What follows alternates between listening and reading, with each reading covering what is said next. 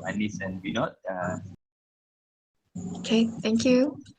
Okay, Assalamualaikum and good day, guys and gals. Hope everyone is staying safe and doing well these days. I'll be Anis, I'm your MC, alongside another MC, our good friend Vinod here for this session. Say hello, Vinod. Hello everyone, my name is Vinod. Good to see all of you here. Mm.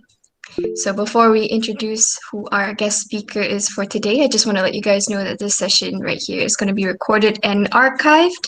I hope that's okay with you guys. And because the chat room is locked, I think if it's not locked, please do keep it in a respectable condition. Okay? Oh, let's also introduce our moderators, Mr. Yusran, Ern, and Sho Sato. They're gonna put up a Google form link if you guys have any burning questions or even interesting ones to ask, so me and Vinod can ask on your behalf to our guest speaker. Here's the mic, Vinod. Thanks, Annie. All right, introduction. Let me introduce to you guys our guest speaker. He's Malaysia's very own Mr. Nizam Razak. He's also MMU's FCM adjunct professor. He's helped produce and establish many IPs, and one of which you might recognize is Bubble Boy. It's a local, even an international hit. So, Mr. Nizam, do you want to introduce yourself? Maybe say a fun fact or like two? Hi, thank you, Vinod. Thank you, Anis. Thank you, Mr. Yusran and the team. So thank you so much for joining and inviting me to be part of the guest lecturer. I've given a lot of talks before, right? But today is a bit special because this is the first time officially I give this sharing session or talk as an adjunct professor at MMU, right? So it's very exciting times, and I hope it's not so much of a lecture session. It's more like a sharing session. I always believe that, to share my experience, it can be right, it can be wrong, but I hope it will benefit you guys. So the format is going to be, I used to give a long talk, like sometimes 60 minutes, 90 minutes, but I think in the current climate, I think 20 minutes is good, because, research says psychologically you only adapt the first 20 minutes and then the rest we're going to have more interactive Q&A. I hope that's okay with you guys. Okay, without further ado, can I start? All right, thank you, sir. So the topic today is Introduction to Intellectual Property. So it will be presented by our experienced Mr. Nizam. He will explain to you the what, whys, and hows of making an IP. And yeah, without further ado, I'll pass the mic to you, Mr. Nizam. Do your presentation. Okay, thank you so much, Vinod. Okay, so today the title is Introduction to IP. Of course, there's a lot of things to talk about IP, IP development, copyright law and IP protection. But today is more like introductory. I hope to have many more classes, and I'm happy to see that MMU has this animation entrepreneurship. During my times at MMU, we don't have this, right? So this is a very good steps, because I think there's a lot of young content creators out there. Some of you might already have YouTube channel. Some of you might be very famous TikTokers, streamers. So these are the very important things to have this kind of exposure. And today I'm going to talk about people know us about animation business, right? But what is different between animation business and IP business? That's really important. And how do we actually turn from animation? What are the stages or the steps to become an IP business? That's because not every animation can be a monetizable IP business. And the importance of understanding the rights in IP business, and how you guys, most of you I believe are students, right? How you guys can actually prepare yourself early for this IP business, and what are the advantages, from early exposure to the IP business in the university setting, right? So without further ado, I would like to show you my slides. Okay, so this is my company. My company used to be called as Animonsta, right? So we call it outside like animation monster, so called Animonsta lah. But after like 3 to 4 years, interestingly, we thought, okay, we are not really an animation studio only. We are more like a brand, a character company. So we remove the animation part. We do animation, but we're only known as Monster right now. So we rebrand ourselves. And currently we have Bow Boy, and hopefully most of you have watched Bow Boy, what we call the elemental heroes. And we also took out Yaya, a very famous character in Bow Boy. she currently have her own show, right? So it's called Fly with Yaya, but this is not a full series. This is like a short 5 minute. It's about tourism. We work with Japanese tourism board, I think, and work with Yakult, to actually Yaya to introduce our audience to Japan, to bring our audience to Japan. So it's very interesting, like CGI plus video footage, a mixed media kind of thing. It's very interesting. Get a lot of good feedbacks. And recently, we also launched Papa PP. Papa PP during COVID-19, we did a lot of PSA to actually educate about the health issue regarding COVID-19, and we're targeting more towards family, especially family with young kids, right? So this is the positioning of Papa PP. And the next one is the big one, Mekamato. So we've been doing it for quite few years, but last year is our heavy production is in Mekamato, and our team is really doing our best right now and struggling to working from home to deliver this. Mekamato, we talk more about the show later on. This called Mekamato. And yeah, so if you look at these four titles, right, animation titles, but you really look at is it an animation business or is it an IP business, right? So intellectual property business. So when we look at animation company in Malaysia, there are two types, basically three types, I would say, but mostly are two types. One is more skewed to more focusing on outsourcing and servicing, where we actually do job for other studios. For example, like there are a lot of good studios in Malaysia that do like very beautiful cinematic for AAA titles in game cinematic. We actually did some even in Hollywood filmmaking series.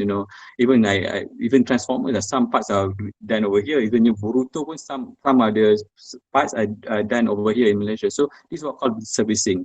And the success factors is also about the technical know-how, usually, how the quality of it, right? So, and also the delivery. And it's about margin, meaning that if you produce for X amount of money, you must make sure that you can actually charge more for your service. These are the servicing type. And the second type is the intellectual property base. This is what Monsta is all about. We actually develop Boy, all the other IPs, and also we popularize it, and also we monetize it through selling, through sharing, and giving the rights, right? So, and the success factor is more complicated. It's not about when you can develop beautiful IP, but also not. Of course, delivery is really important, guys. So make sure you can actually deliver all your assignment on time. This is very good exercise, right? But also about the market expansion, about the rights acquisition, about marketing. Some of these costs are more than the production itself. And of course, the third category, we do have hybrid, where they are more servicing and IP merged together. Or this same company do servicing, and also they have their own IP. Okay, the IP rights business, when you talk about animation, for example, Boy, right? So Boy, from Boy, you can actually derive broadcasting rights, what we call the content sale, the content rights, meaning that you can actually sell to broadcasters, and even broadcasters, you have different type of broadcasters. For example, free TV is what we call it, like TV3, RTM, Global TV in Indonesia, MNC TV. So these are free TV. You can actually sell to them X amount of years and for X amount of run, and how much ringgit you want to, is it a rev share, meaning that if you share a certain portion of revenue, or you sell it for, not to say outright, but your acquisition fee, you take lump sum, right? So even broadcasting, you have free TV, and then you have pay TV, the likes of Astro, the like of Cartoon Network, and also you have the new ones like OTT, right? Disney Plus, you have Netflix. So the same content can actually be divided by three. So rights business is about managing the rights. So for example, you can actually sell to free TV, and then you can actually sell to pay TV, and you can actually sell to OTT. So you can actually get three times, not three times the money, but you get three revenue streams from the same animation, same content. But the thing is it cannot be usually it cannot be simultaneously the same.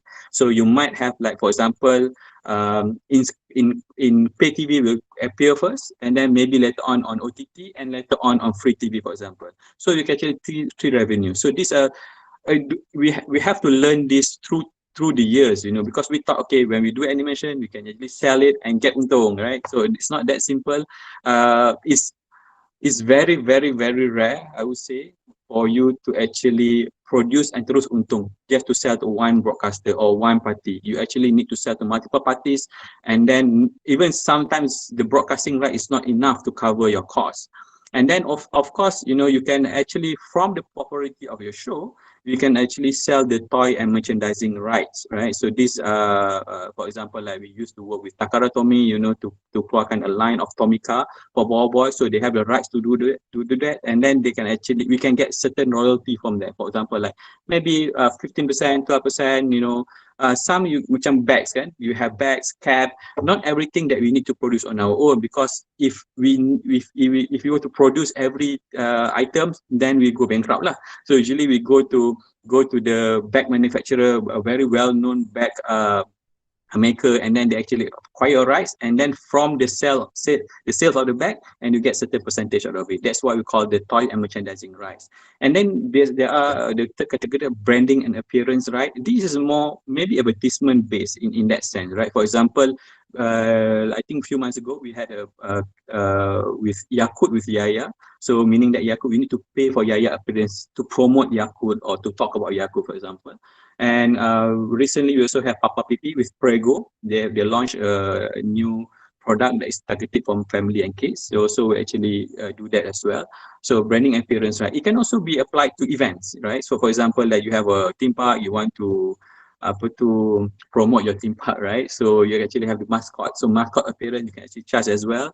And of course, the new one, the new media. We used to say that the new media is like YouTube, right? So YouTube rights, and how do we divide this YouTube rights and digital rights? So right now, I think nowadays is what the NFTs, right? So NFTs are the metaverses, you know, digital rights. So these are the new area, and rights is always evolving. The conventional one is like bags, toys, itu dah tahu lah. Tapi the new ones, rights is always evolving, it's always fluid.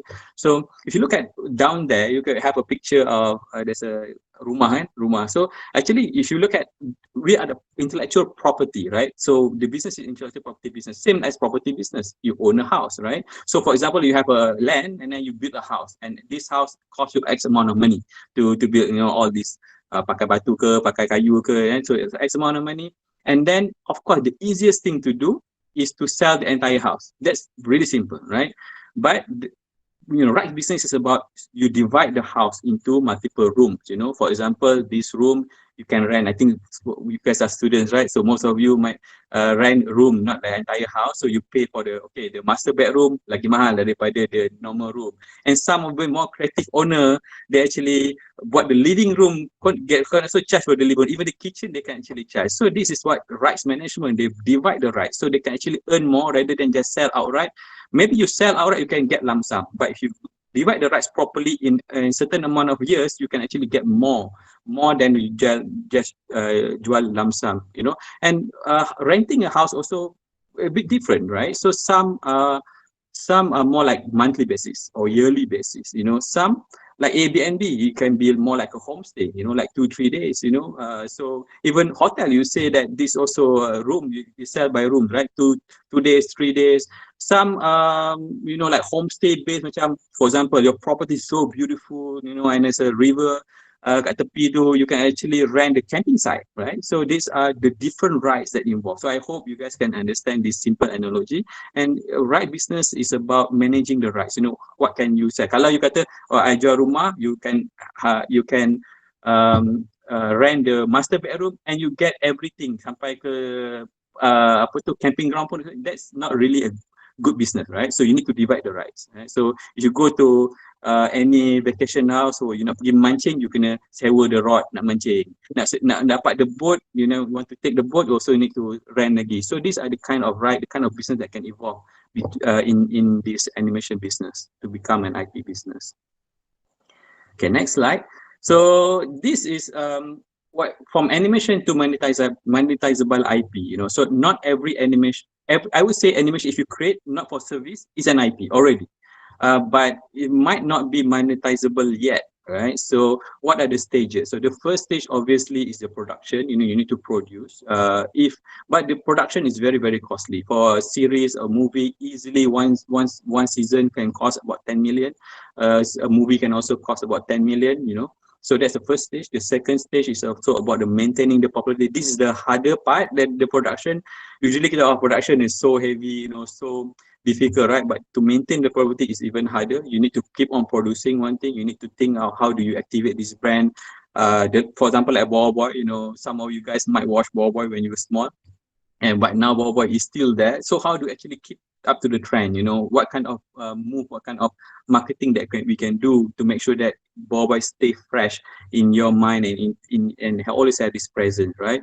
And we need to of course invest in marketing and localization move. Some of the localization move, for example, in Malaysia, that's easy to do because the media will be very supportive because it's local product. But when you go into other markets, for example, like Vietnam, Indonesia, go to Korea, to Japan, these are not the local players, but you need to engage with the media over there. You might need to pay. Some of the dubbing cost is even more expensive than kita punya production cost, right? So these are the things that we need to be aware of.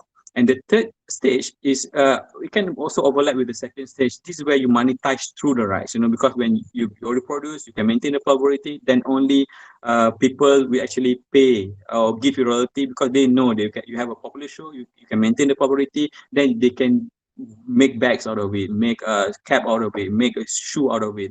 Kalau you can only produce and you don't maintain, then they won't feel confident, right? Because okay, kalau I bought the bag, and what if after 6 months the show is no longer there, and it's no longer popular, and it's not like you can actually sold out within. Well, hopefully you can do that, but usually it will take 1 year for one product to actually to be sold out, right? So these are really important stages, one, two, and three. Okay, what to expect? Usually from IP business, usually is the break even is about 5 years. Meaning there's a lot of investment need to be put for 5 years, and 3 years if you are lucky. You're very popular. Even a popular show cannot break even that fast. Because we need to activate certain other things to make sure that we can break even.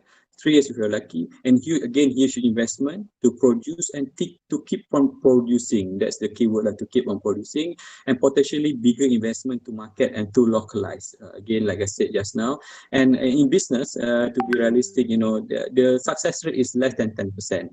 This is very discouraging, I would say, but in any business it's the same. You go to any business, the success rate is low. That's why I think this class, like animation entrepreneurship, is really important. One is to learn the craft of animation, to do the art side of things, the technology side of things, but also how do you actually make a business out of it, because it's a different paradigm altogether to make a successful business. And I will put there less than 10%, how usually it's about 5%, even some industry only 3%, right? So this is very, very difficult industry in any business anyway. Okay, so because most of you are students, right? So I would advise you guys to start early, to start very early, to go into this, to expose yourself early into the animation or this IP business, right? So these are my current partners, Cik Safwan on the left, and Cik Yongpin. Cik Safwan is more on development. When you look at it, we actually launched a new product. We have Boy guys trading card. We have Figura, this 3D, not 3D, the toy line, right? So Encik Safwan is the one that developing it, and then myself in the middle. And Encik Anas is more on the creative side. He's the creative guy in our company, and Puan Diani is on the management and financial. And so you look at this, why I put a picture over here, because these are my university, some are university friends, some I know in the university. Cik Safwan actually knew him back then when I was 14 years old, Form 2, right? So we have the same passion about graphic design at that point of time, and we love to play games together. And I duduk dengan dia kampung sebelah, so only ride a bicycle to go kat rumah dia main game lah. Usually we do it the weekend. So and then we thought, okay, we sort of share the same passion, right, about this graphic design, about this game. So we decided to join MMU together, and together with my other friend who currently working with Monsta as well, Encik Nazrul Hadi, we did FYP together as well. And Ki Yongpin, he's the number guy, so we call the number guy, the business guy. Even though he's a very good artist as well, but right now he seldom draw lah. Usually sekarang ni dia kira nombor je, pakai calculator je, right? So he's interestingly, I'm in my batch, I was the best student at my batch, and he's the best student in his batch. I was 2005, It was in 2006. So and we didn't really meet at the campus, tapi we actually chat a little bit, sharing about like thesis, sharing some information. That's very interesting encounter. And then later he joined us and during our time at Let's Copa Production. And Cik Anas, we in my team, usually I and Cik Safwan and Puan Danny, usually we work as a team, right? But Cik Anas is outside of our team, but in among our circle of friends lah. Tapi jarang kita nak work together, except for FA. At that point of time we call it FA. Now it's AFX, right? So we do that FA night. Adalah kita work dengan Encik Anas. But I can see Encik Anas is very creative guy. He loves to write. He is a funny guy. In terms of very well articulate. So maybe one day I want to Encik Anas to join the team. So when we were at Las Copa, I invited him. Why not you join us? And Puan Danny is my course mate, group mate, also my wife as well.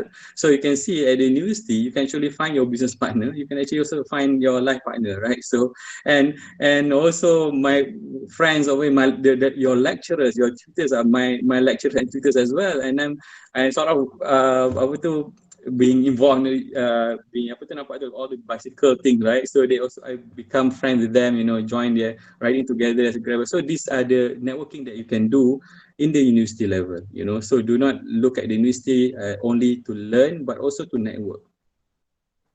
So this when we did our final year project, Multimedia, is very interesting.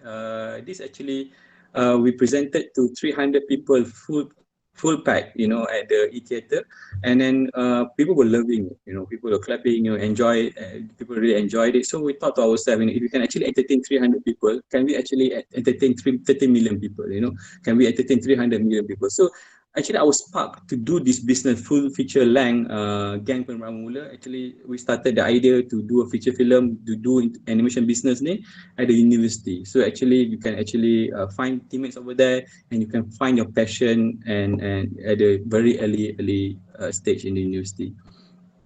And even my internship. So this is internship at MDEC. I don't know about you guys, but we need to do our internship our second sem of final year, right? So I asked my father, so I said, where do you think I should go? So he said, what do you want to do after study? So I said, maybe I want to do my own animation one day. So I said, okay, if like that's the case, why not you work with agencies, whereby you can actually network with people. So this is very interesting. I, Encik Safan, Encik Usama is also my teammates as well. He is the owner of Originality and the owner of Wow Studio. And Melissa, wife of Mr. Jijo, we actually work together at internship at MDEC. And then interestingly over there, there's a lot of expert because they were working on Saladin at that point of time. But interestingly, I also worked with, my boss was Idi Jomin, the boss of Giga Garage at that point of time. And also the boss of Idi Jomin, also my boss as well, my big boss, is Encik Asnul. Encik Asnul is, last year, he was the director, VP of MDEC, right? So, and now he's the head of PlayStation Malaysia. So early days, it's very important for you to network, even among yourself. Some of my friends, not only in animation, but in other other courses in MMU. Now is in Kementerian Kesihatan, handling the media. So actually we launched Haritu with Boy and Tansi DG, right? So actually talking through her. So there's a lot of networking can be done during the university time. You never know, because at the end of the day, you guys are going to work, right? You're going to work. Some of you might go in certain companies, go to holding certain position, decision making, so that you can actually benefit from that. And then after that, we actually group together. We always stick together. We try to do FYP together, internship together, and also go to form Let's Copa Production with Tuan Haji Burhanuddin, is the boss and also the investor, to create the first 3D animated feature film called Gang Penerangan Bermula. And from there, we actually also take out Upunan Ipin and to become as the popular Upipin nowadays. But in 2009, I left Let's Copa Production, and to create our own show, I, Encik Anas, Encik Safwan, Encik Yongpin, and Puan Danny, we actually left Let's Copa and to found a new studio called Animonsta Studios, and now it's only called Monsta. So this is Wow Boy. You can see this is the early days. Like I said just now, even though Encik Yong Peng, the number guys right now, but he's the one that actually draw this Yaya Ying boy, so you see the go pipe ada rambut dia pun tebal, right? So this the concept is about an adventure of group of super kids who are fighting against aliens who are invading Earth for cocoa beans, and interestingly, when we start to have this idea about boy, we actually join a lot of MDEC punya called a seminar or workshop, right? So the right word is workshop. So MDEC arranged this workshop whereby they actually bring in experts from the overseas, and then we actually presented Boy, and then we can get a lot of good feedbacks, So don't only limit yourself in the English settings, but go out there and to get feedbacks. And originally Boy, the aliens adudu tu dia datang ke bumi sebab of coffee beans. Tapi one of the mentor told us, oh, coffee is very sensitive for kids in the US, So why don't you change to other thing, maybe cocoa. So that's why I do datang for Coca-Cola, not for coffee. Yeah, so for you guys, I would say that fail early, fail often, but always fail forward, because there's no such thing as failure. At the early days, this your youthful energy, this is really, really advantageous for you guys, because there's not many commitments, I would say, generally speaking, right? I know there's point of time you guys said, I have so many assignments, so many things to do, but you still have the energy, right? You still have the I would say the time. If you manage properly, you can actually expose yourself to many more workshops and many more sharing experience together with other people. Okay, bak kata Pak Bozola yang tiada kejayaan tanpa kegagalan.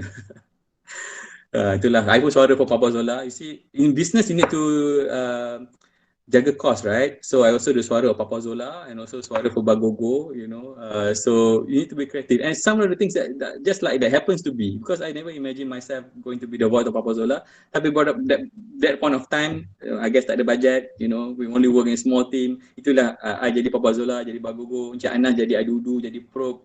Ada lagi banyak rasa tertidur lah sampai 5, 6, 7 watak dia pegang, because we were trying to save cost and we need to be creative about it. And the advantage of early exposure, you get to get used to the latest technology and trends. This is really important. And also, some of you might have channels. You are streamers. You know how to engage with fans early. It's really important nowadays, because dulu kita hanya buat show and tayang kat TV. You never heard feedback directly. But now you put on YouTube, you put on social media, people will talk. Some fans, good fans, some are okay, some are haters, right? So you need to actually manage this very well, because these are already normal right now. So early fan base management is really crucial for content maker nowadays. And first move advantage, like for example TikTok, right? So those who went into TikTok early, you get advantage. We went into YouTube very, very early, I would say. So get advantage of now. I think about total subscribers, our network is about, I think 16, 17 million. Subscribers is a huge advantage. When we push anything, it's easy to go viral, or easy to be put out there. And also again, to test your synergy between team members is really important during university times. And also to scout as well, right? So macam I think Encik Anas, this is very creative and very well articulated. So I say, okay, maybe I want him to join on the creative process of our team later on. And yeah, but before you get too excited, first thing first, please, whatever you guys do in animation, you have this idea, please document it properly. Document meaning that you put on your piece of paper, or you put on document, make sure you save on the cloud, so that you can later on prove that you are the owner, you are the one that actually did it first, Document it. If possible, you register it. How do you register? You need to go to MyPo. And yes, the process can be a bit tedious, but I would say if you do dah biasa, you get used to it. It's actually pretty cheap and pretty simple, I would say. But if you don't know how to do that, please join, because MDEC is very near to MMU, right? So they always have this workshop, classes, so, and they are open to everyone, and you can actually listen to them, and they will guide you. MDEC is one of the great agencies that actually help the animation industry, because they have like mentoring, right? So I used to be IPC mentor. We call it DC3 plus nowadays. So IPC mentors, we actually, not only I develop my own IP, but also look at other IPs. I used to mentor Digital Durian, Didi and Friends. Look at other IPs as well. So these are the very good program that you need to be part of. So don't only restrain or constrain yourself in the UC setting, but also look at other agencies, MDAC, FINAS, My Creative as well. My Creative is more advanced, when you want funding.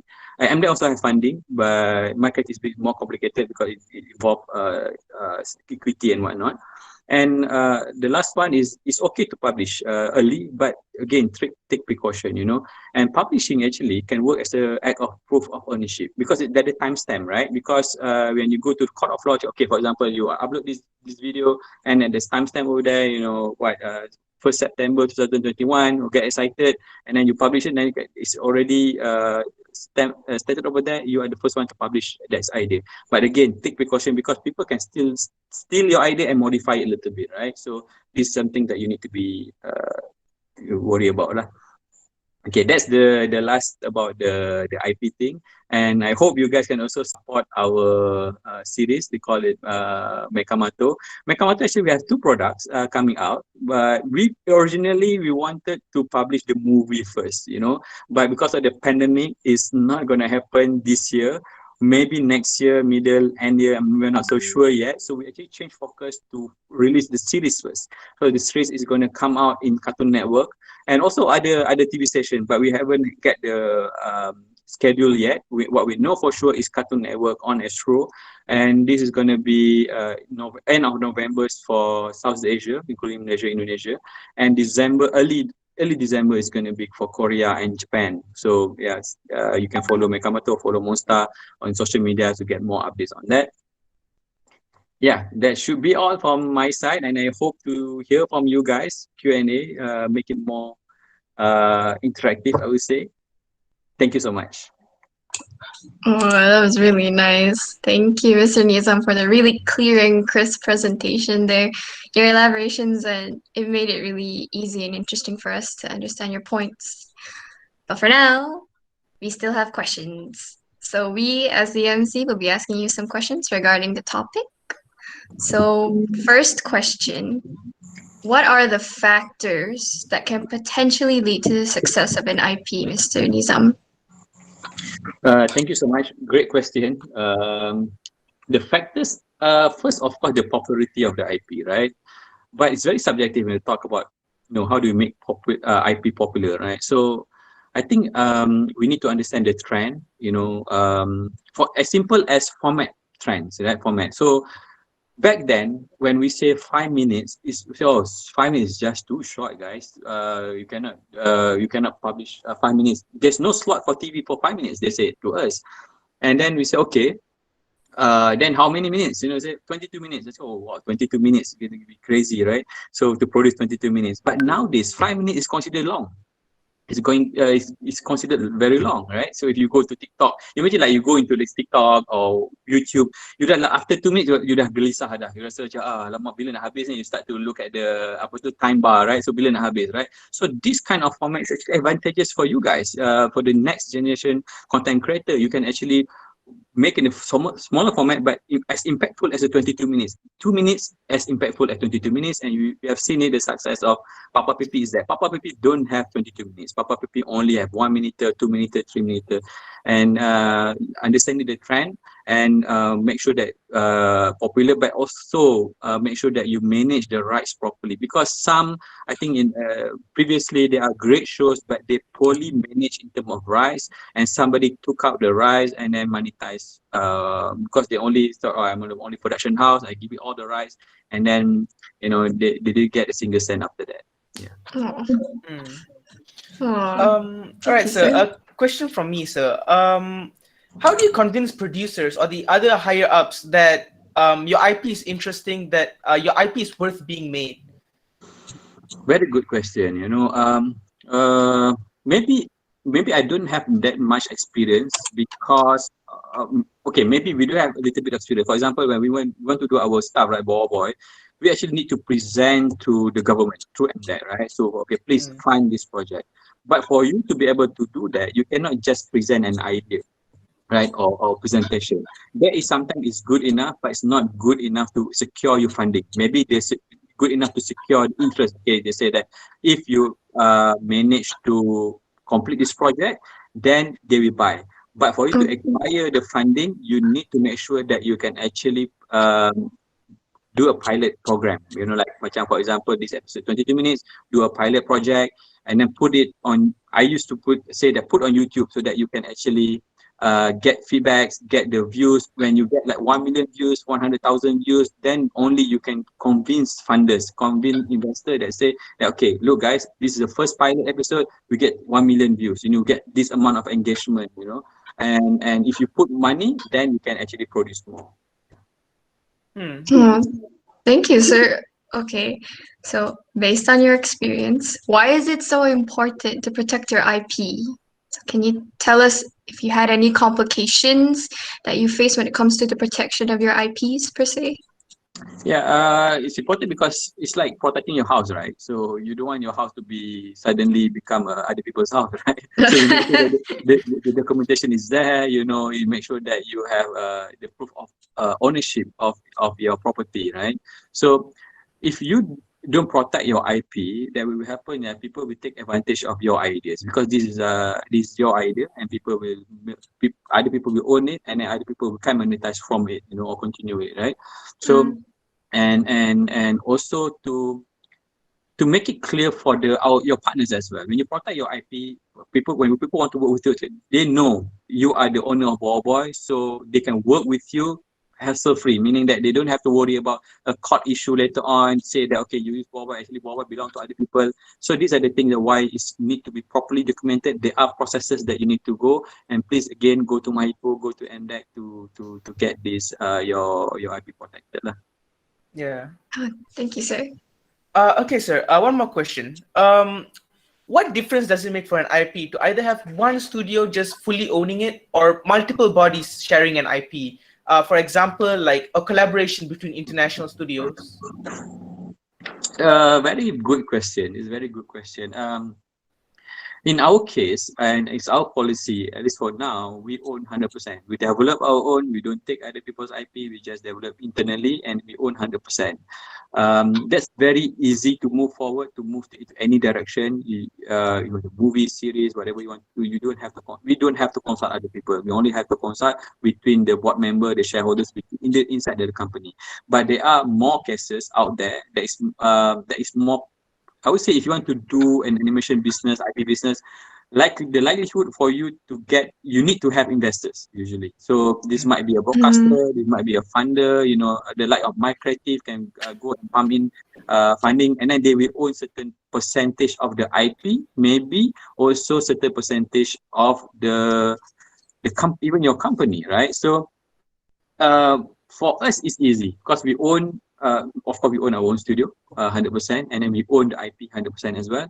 What we do is we divide the rights, but they are more complicated. That's why you need to have protect yourself in a way with knowledge, in terms of IP rights, and also consult lawyers as well, IP lawyers, so that you can divide it properly. And I would say that's the norm, right? In Japan, for example, one IP might be owned by several parties. Usually in Japan, I think there's 4 components: media company, the production house, the toy company, and the publishing company. 4. These 4 the big 4 will own a particular IP, and then from there they will divide the rights, right? So, but it's very complicated and it involves a lot of lawyers, So make sure that you have equip yourself with knowledge, and also consult with lawyers to make sure that you have necessary precaution. It's very imagine that you have a house, and then you buy the house, and there's 4 owners, right? So if you want to rent to anyone, you need to make sure that you have approval of 4 people, with the 4 owners, right? So you make sure that with all these 4 owners, one allow the rent to rent to a certain party, or maybe one of the owner cakap macam, okay, I want to use one of the rooms, right? So how do you actually divide that, right? So maybe some of the owners kata, okay, I'm more into the living room, or some are bedroom, some kata, okay, I will take care of the halaman rumah, maybe the pokok-pokok tanaman. So it's very complicated, it's very fluid. That's why it's not so black and white, but it depends on your negotiation and depends on the strength of the shareholders. A publisher would want more percentage on the publishing, for example. A toy maker would want more on the toy, tapi tak seperti 100% dia ambil. Some dia kata, okay, I will take 80%, 20% you guys, the three of you, we share among you guys, for example. The publishing kata, okay, I will take 80% of the revenue or the profit, and the 20% we will divide three of you. So it's very complicated and it has to be agreed together. But when you go into sharing together, you must have consensus lah. Mesti semua orang agree to move forward to any direction that you want to. Wow, it seems like a very complicated process. We are sharing an IP. Yeah. Okay, last question from me, sir. Okay, somewhat recently there's been a trend where studios reuse old IPs with remakes and sequels and whatnot. In your opinion, does that mean making pitching new IPs harder nowadays? Yes and no, I would say, because of course we look at Netflix, for example, right? There's a lot of old IPs is being sort of refurbished, like repositioned and get out. But I think there's a lot of demand for new IPs because the advantage of old IPs, they already existing fan base, but also disadvantage for them. I'm 38 years old. Maybe I know Thundercats, but my kids don't know Thundercats, right? So for maybe the proof of concept works back then. Maybe it can still work right now. But still, the effort to convince my kids, like a 7-year-old right now, to like Thundercats and to like, for example, one and another new IP, it's the same effort, right? So I would say yes, there are more advantages for the all established IPs, but also the advantages for them as well. But there are more demand right now to look at new IP. So these are the things that. But in IP making is very difficult. For example, I scratch my head because I love robots. I love robots. Daripada kecil suka robot. Tapi cakap macam nak buat cerita robot, right? I mean, there's every other IP out there that buat robot. Anything you can think of, orang dah buat, right? So how do you do that, right? So we took so many years to come up with Mecha-Mata punya concept because Mecha-Mata punya concept is about robot. But this robot is power sphere. He can mechanize with a device. For example, a broom, dia mechanize jadi senapang. Kotak mechanize jadi tank.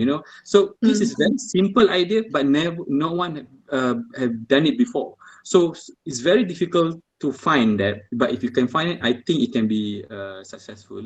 So I think both new and old IP have their own advantage and disadvantages. But I would love to see more new IPs lah. Kalau tidak macam recycle aja kan. Yeah. So need to do a lot of research if you want to start a new IP. Yeah, one of the tips I can give to you guys, sometimes kita get excited, right? So when Tuhan God bagi idea kan, sometimes dia tak bagi pada satu orang tu, dia bagi to multi. I still remember one of my mentors, dia kata when God bagi ideas to you, dia tak bagi only to you. Dia maybe bagi to 5 people out there in the world. So who can actually do it faster, more efficient, and so sometimes you look at your idea, there's something similar out there. Not necessarily dia tiru, dia actually copy and steal your idea. Is that dia get the same, in that sense, the same concept of idea. So these are the things that you need to be aware of, Yeah. Thank you, sir. Yeah, It was thank really you, sir. insightful. Yeah, all right. I think that's all the time we have for our questions, but we aren't done yet because I'm sure the audience have questions as well. So here are a couple of them. Oh, yeah. Also, if you submitted a question, you have a chance of winning a mysterious gift from Animonsta. So yeah. Yeah, so we're gonna have a mysterious gift to you guys. So those who are present, I'm not so sure how many questions right now, but those are being selected. We give some gift later on. Yeah. So make sure to put your necessary details so we can contact you. Okay. All right. So the first one. How do you define originality in creative business? How does the design of the character or storyline matter in defining the originality? This is a very good question, very difficult question as well. This is the type of question we ask ourselves every day, because you can come up with new ideas, right? Every day you can go, why not kita buat cerita macam ni, cerita macam tu, And our question is always, what makes this original, right? So I think the simplest answer to that, you look around, you don't see a similar concept to that. Maybe there's some resemblance. For example, you want to buat cerita robot. There's already cerita robot, right? So there's a Pacific Rim, Gundam, So even Doraemon is also a robot, right? But how distinct are you from them as well? So if you look at, I think you can tell you can tell on your own. Okay, this is unique. And sometimes you cannot ask yourself only lah. You cannot ask your father and mother. Bila tanya your father and mother, semua kata, oh ini best ni, tak pernah orang buat, right? But you ask the industry experts, right? So this is where it's important for you guys to go to mentorship, to go connect with other broadcasters, because these are experts. We always be in contact with people, experts from Disney, from Cartoon Network, from Netflix. When we pitch, they will say, oh, this is original or not original. Sometimes we can feel it when we do the checking and whatnot. But when you have an expert that been in industry of broadcasting or IP developing for so many, and say, oh, this is very original, So then you might found already your goal lah, So that's why we're so excited about Mekamato. When we first thought about Mekamato, we said, okay, maybe this is original. I never seen anything like this, So then we present to a lot of the Japanese companies, or the broadcasters around the region, even now to the US. So say, this is very original. I think this can be a hit. Not necessarily is a guarantee, but it gets our hope, up, and we get very excited because of this. So check, you can do this checking on your own, and also check with the experts out there, and then they will tell you whether or not this IP is original or not. And for me, there's no 100% originality. There's always something that not necessarily you actually copy, tapi they influence you, right? For example, you like a certain show, and then they might influence you. From kids, you baca a certain comic or you watch a certain show, that will actually influence you, and then you create your own show from that sort of inspiration, and then you try to make it original in terms of character design, in terms of the treatment, the premise. Yeah. I think originality takes a lot of effort. So yeah. Second question: how many IPs have never seen the light of day from Animonsta, between Bobo Boy and Mekamoto? Very good question. The first IP we wanted to do when we formed Animonsta is another IP altogether. Tak ada kaitan langsung dengan Bobo Boy.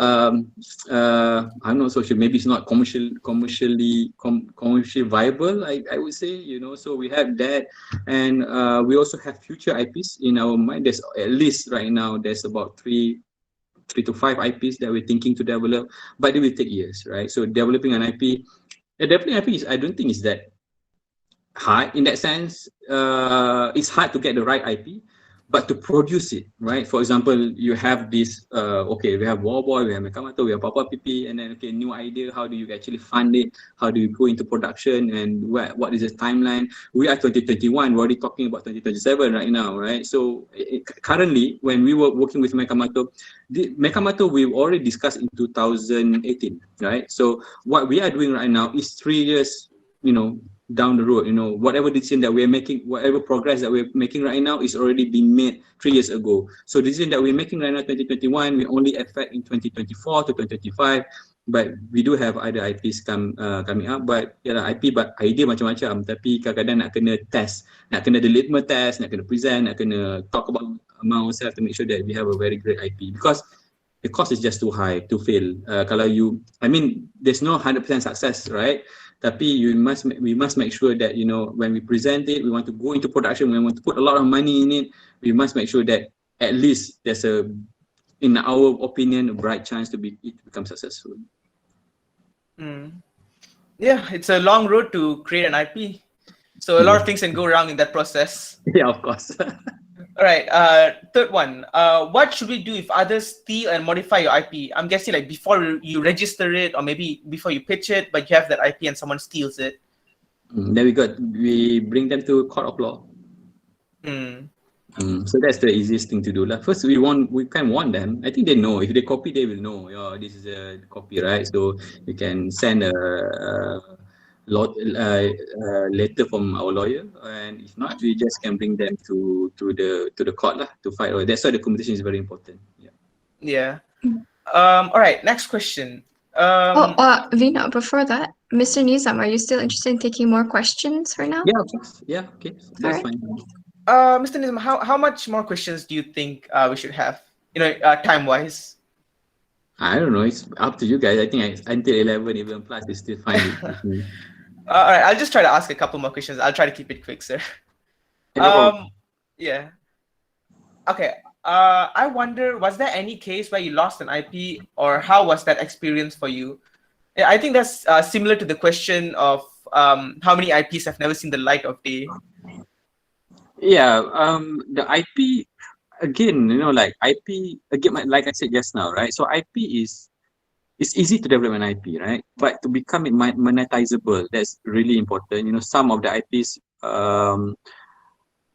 we yet to produce in that sense. In that sense, it's lost in the archive right now. Sometimes I go back to my archives. Oh, there's one IP that I think just used to be interesting, but sometimes no longer interesting. But after 2 years, you look at, oh, actually it's quite interesting. With the right format, the current trend. So it's important not only to document but also document it properly. For example, that you have this archive, that this is your ideas, so that sometimes you run out of ideas, you can actually go and visit back the folder and say, okay, this is something that I can use, or maybe this is something that I can modify. And it's always useful to do that, archive it properly. I've been there because I've written down ideas from like 2018. I just look at them now like, what was I thinking? But then there's also other ideas. I'm like, wow, this is amazing. How did I even think of this? So Yeah, yeah. yeah. What some of the ideas that we had, this is our new system, right? So we produced Misi Mustahak, betul tak? So Misi Mustahak. But before Misi Mustahak, this was an assignment. I still remember. I said, okay, why not we do this? A character that can travel different medium. For example, this character in 3D TV series, and then they go into junior comic, and then they go into junior game.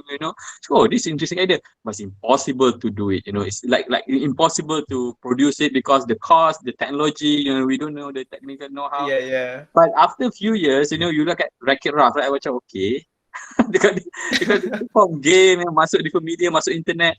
Again, it's not that they copy or not, it's that it's just that Tuhan bagi the ideas to different people. The same idea can be at different people, and then that also prove that your idea is at that level, right? So that's also something positive to take into account. Yeah, yeah.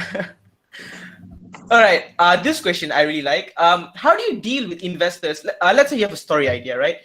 And you really like the idea, but investors and the higher ups, they want to alter the original idea because they think their ideas are better than your original idea. So how do you kind of manage with this kind of clashing? Oh, that's a very good question, right? So as a creator, as a creative guy, kan, so usually I would say creative guy very defensive. When you develop, oh, this is the best idea, do not alter it. I have that as well. But I think when you talk to investor, you also need to faham, need to understand from their point of view. The way I test the idea or not, whether or not I should listen to the idea or not, I will look at their background. For example, a broadcaster might not be the expert like for storytelling, right? But they can tell you the trend. Oh, kids love comedy. What kind of comedy? Is it slapstick? Is it like verbal comedy? Format. So they will tell you, okay, I don't think you should do 22 minutes. I think nowadays is only 7 minutes. Why not you do 7 minutes? And when you talk to investor, the dangerous thing when you talk to investor that have no background, but they have money, so usually that they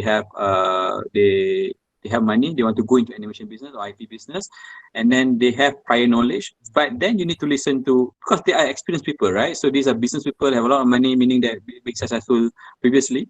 And then you listen to, okay, some idea you can take, but maybe not the original in terms of storytelling or concept, right? So this is where your forte should be. So I would say you need to know your forte. If you know, okay, originality in terms of concept, character design, you need to know, okay, this character should work.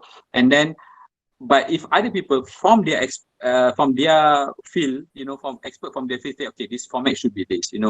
People from business background say, okay, I don't think this is your technology requirement is just too high. What can we make it simpler? And then this is the thing that you can actually amend. But usually there's a lot of clashing of opinions when you have multiple people involved. That is to be expected, and in a way, do not be discouraged of that. Some people, some business people would like to challenge your stand. You know, it's not that they want to see you to change your stand, but sometimes you need to see determination. You know, so sometimes they just test you aja, macam, why not you come macam ni? But if you can defend it properly, you say, okay, this character show. For example, as simple as a title, you know, Mekamato. Why should it call it Mekamato? You know, I think Mekamato tu salah nak sebut. I don't sebut Mekamoto, you know, Meka Matmato, you know, so Mat Tomato, you know. So you can defend, oh no, Mekamato. I think if you find it difficult, we can buat lagu, for example, you know. And I think Mekamato, we have done checking and whatnot. I think this is popular and it's easy to register, so, and then they will understand. It's your job to defend. Also, it's your job to understand from their point of view as well, and know what to defend and what to actually listen is really important. Usually I come across, because I mentor a lot of companies, right? Before this IPCC, some are very, the good ones usually, they know, because mentors, not only me alone, right? So there's 5 mentors. 5 orang bagi idea to you, and these are all the big ones, from Media Prima, from Astro, and then you rasa macam sama ada you rasa intimidated, you know, this kalau I tak buat apa dia suruh, then they will not take my show. Ataupun you rasa macam, no, I am the original creator, you cannot touch this concept. So the good ones usually, they know when to listen, they know, again, they know when to accept and also amend and change, and also they know when to actually defend. When they rasa firm, this is the kind of story, I don't want to change the main character, it's also up to you lah. That's good and bad. My take on it is that also there's a lot of indie studios in the world, and there's a lot of ideas out there in the internet, especially like since the internet is there, especially there are a lot of raw ideas just coming out of it. And so, like, for me anyway, I like to see those B-rated movies from those indie studios and developments. Yeah. Yes, so that's a very good. That's a very good habit, I would say. You know, so because when you look at the very refined show, kan, macam all this blockbuster movie, you dah tengok benda yang bertapis and it's always very very good, right? But when you look at the B movies, you know, sometimes you can see spark of ideas over there. You know, spark of ideas. You can see, okay, maybe the idea was good, but the execution was bad, for example, and you can actually learn a lot from that. So do not only watch popular shows, you know. Sometimes I watch the killer show, you know, I watch documentary, you know, for a creator, I think you need to watch a lot of variety show, not only the top tier. And you can see ideas are not limited only to the AAA titles, you know, AAA production qualities. Yeah, I just love the passion that comes from B-rated movies and such. So, yeah. All right, I think this will be our final question. All right, since the introduction of 3D animation, what's your opinion on the 2D animation industry now? Because there are rarely new 2D like movies, like blockbuster movies coming out. It's all shows, and maybe it's losing popularity. What do you think? Well, I'm biased, right? So because I do a lot of things in 3D, right? Yeah. But from the broadcaster point of view, at least on the TV series side, they actually still accept 2D. And a lot of kids don't really choose, right? So kids don't literally, they don't know what is 2D and 3D. They just see, oh, is it cute or not cute, engaging or not engaging. That's it. But in terms of movie, yes, we can see the trend. The trend is more into 3D. Maybe because of the experience is different, right? So because when you watch a movie, you need to have more depth, right? So 3D gives you more depth in that sense, right? Because it's 3D and you can play around with more, I don't know, maybe the surround system, maybe the value add-on makes more sense to do 3D in the cinema environment. But I think series definitely still, there's a lot of demand on 2D. And I would say maybe 3D also gonna lose the popularity one day, right? So what? I don't know. I don't think it's gonna be 4D lah. But either different medium. I don't know what it is yet.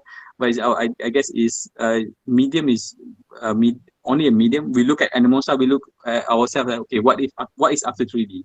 Do we want to defend 3D like okay, do a 3D studio? We don't look at ourselves as 3D studio.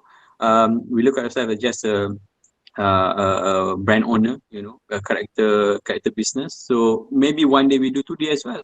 Maybe one day we do, you know, it's funny enough, you know, when I look at my kids, they love Roblox, right? You look at the quality of Roblox, like, oh my God. I mean, I used to believe that, you know, you need to have a high production quality. Maybe that's true only for cinema experience, right? But nowadays they watch Roblox content a lot more than series content, like a properly made. They watch people streamer talk about Roblox, playing Roblox, and you see the quality is not that high. So it's no longer I think I don't know about your generation. My generation is about quality, quality, quality. I think moving forward it's not only about quality, it's about engagement. How your content can engage, even though kalau macam kelakar sikit, buruk sikit, it's okay asalkan boleh engage. I think we value things on entertainment value rather than quality. Yeah, exactly. Yeah. Spot on. So yeah, okay. So I think that's all the time we have for questions. I'm sorry for you. So I know some of you guys asked questions, but we just don't have time to go over all of them. But just to remember this moment, I suggest we all open our cameras, strike a pose. Let's just take a group photo session. Yeah. Yeah. Right. Can I have Mr. Nizam to stop presenting the slides? Okay. Sorry, Bob. Okay. We have, as many people. Okay. Hey. Is everyone ready? All right.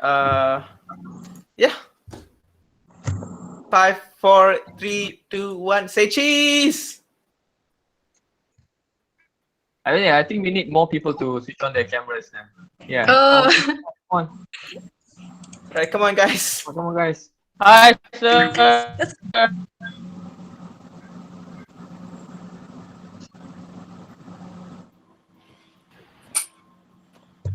Dah ke belum? Okay, is everyone ready? Okay, I'm giving a timer. 10, My boss Gravel 9, 8, 7, 6, 5, 4, 3, 2, 1. Let's go. Okay. All right. Thank you everyone for opening your cams. Thank you everyone for joining.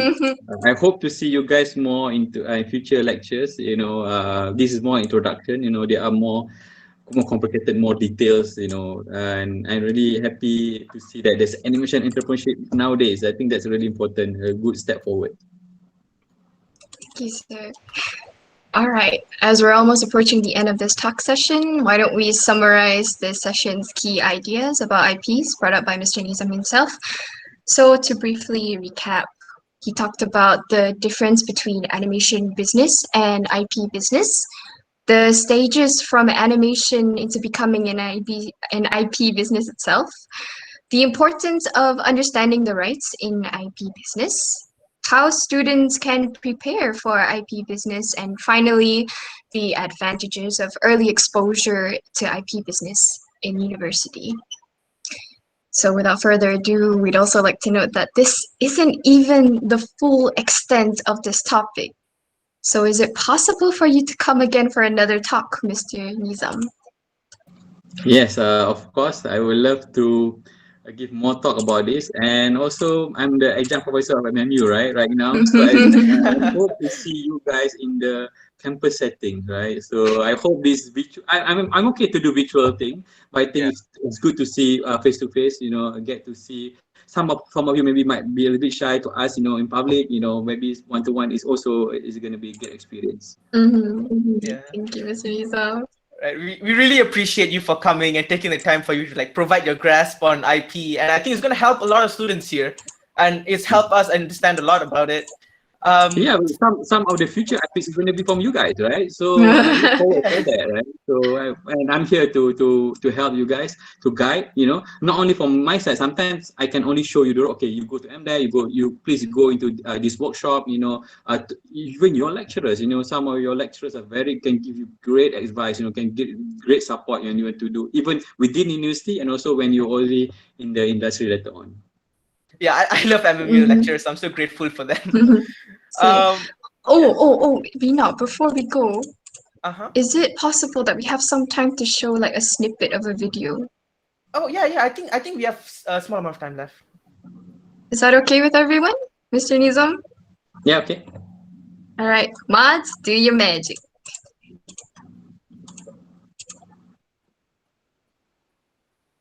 Lob.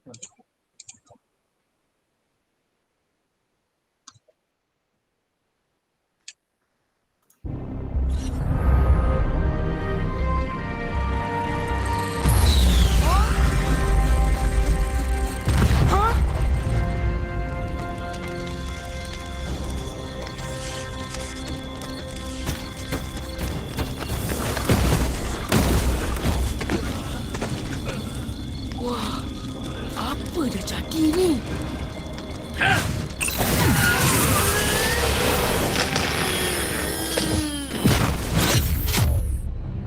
Kau siapa? Apa kau buat kat sini? Akulah Megamon, robot pemusnah yang paling hebat. Aku kat sini untuk mencari tuan baru aku. Aku nak jadi tuan kau boleh? Jangan merepek. Bukan semudah itu nak jadi tuan aku. Kau perlu mengalahkan aku. Rampas salah ni dan tekan butang utama ni. Butang ni ke? Bukan, butang yang ni. Oh, okey. Tekan! Apa tengah jadi ni? Kau nak aktifkan mod mekanis aku! Megamon, mekanis! Apa yang kau dah buat? Lah, robot tong sampah? Berani kau gabungkan aku dengan tong sampah!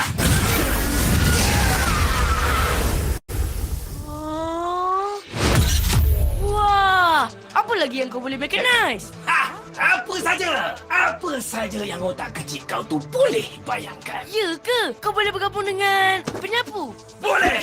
Mechanize! Mega Blaster! Wah, dengan basikal boleh? Pastilah boleh! Mechanize! Mega Fight! Amato! Aku kesan banyak robot jahat tengah menyerang bandar ni! Kita kena bergabung! Okey. Mechabot, mechanize! Baiklah!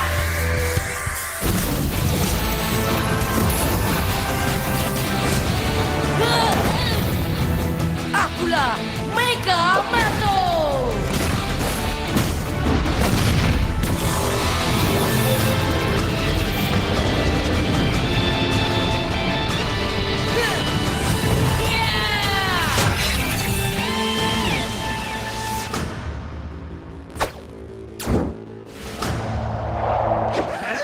Hei, Samurai! Lama tak jumpa, bro! Weh, dia ni robot jahat lah. Alah, dia kawan baik lama aku.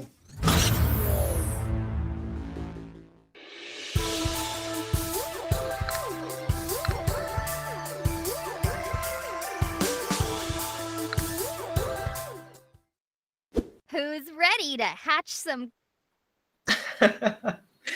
Oh, wow. So that was an awesome IP Wow. from Animonsta itself. Wow. Nekamato, guys. I was just taken away. There's the old one. We have a new one. If you want to watch the new one, it's a trailer of movies. You can watch it at just Google YouTube. Just search on YouTube, and you can see the latest one. If you notice the logo is also different. So that was very early. So we called a proof of concept. We put it out there when we have all the registration all completed, and we put it out there so that we can actually get feedbacks. So that's one of the way to launch the IP, soft launch, we call it. Yeah. Thank you so much, sir, for letting us share that. I hope everyone's inspired. Or I sure am. awestruck.